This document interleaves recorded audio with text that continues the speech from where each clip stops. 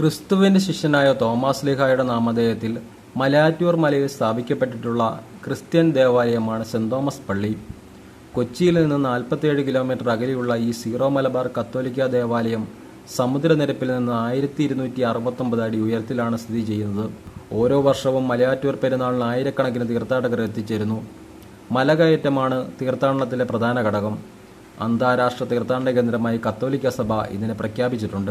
AD 52 ഭാരതത്തിലെത്തിയ Thomas ലീഹ മലയാറ്റൂർ മലയിൽ വരികയും ദിവസങ്ങളോളം പ്രാർത്ഥനയിൽ മുഴുകിയിരിക്കുകയും ചെയ്തു എന്ന് വിശ്വസിക്കപ്പെടുന്നു.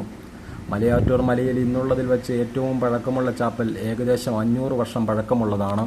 ആനകുത്തിയ പള്ളി എന്നറിയപ്പെടുന്ന മലയാറ്റൂർ പഴയ പള്ളി AD 1595 സ്ഥാപിക്കപ്പെട്ടതാണ്. 1968 വരെ മലയാറ്റൂർ മല നിബിഡവനമായിരുന്നു. അന്ന് ആനകൾ കുത്തിയ ഈ പള്ളിയുടെ പിൻഭാഗത്ത് സാരമായ നാശനഷ്ടങ്ങൾ വരുത്തിയിരുന്നു. പിന്നീട് കേടുപാടുകൾ നീക്കിയെങ്കിലും ആനകൾ കുത്തിയ ഭാഗം ഇന്നും അതുപോലെ സൂക്ഷിച്ചിട്ടുണ്ട്.